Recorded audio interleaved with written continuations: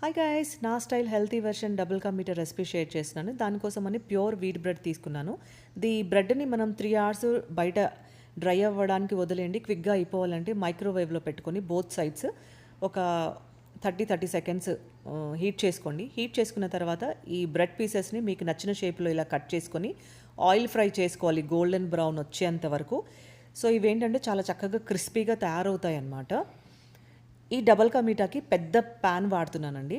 మనం healthy version అనుకున్నాం కదా, ఇంత జంకులో కూడా కొంచెం హెల్తీ వెర్షన్ అనమాట.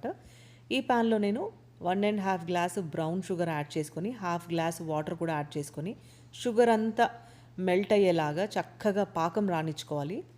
దీంట్లోనే ఒక హాఫ్ లీటర్ మిల్క్ కూడా యాడ్ చేసుకొని, ఒక స్పూను నెయ్యి యాడ్ చేసుకొని, ఒక 4 to 5 మినిట్స్ లో ఫ్లేమ్ పైన మీరు చక్కగా తిప్పారంటే ఈ మిల్క్ షుగర్ పాకం అంతా కలిసి చాలా చక్కగా ఒక పాకం టెక్స్చర్ అయితే రెడీ అవుతుందన్నమాట.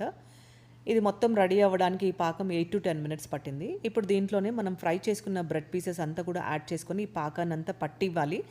నేను ఇంట్లో హోమ్ మేడ్ కోవా తయారు చేశానండి. దాన్ని కూడా ఈ ముక్కలకి చక్కగా పట్టించుకొని నెయ్యితో డ్రై ఫ్రూట్స్తో మీరు తాలింపు పెట్టుకున్నారా, ఎంతో టేస్టీగా జ్యూసీగా చాలా టేస్టీగా ఉంటుందండి. ట్రై చేసి చూడండి. మరి మీకు నచ్చితే లైక్ చేసి ఎంకరేజ్ చేయండి. ఇలాంటి మోర్ వీడియోస్ కోసం సబ్స్క్రైబ్ చేసుకోవటం మర్చిపోకండి. Thank you for watching.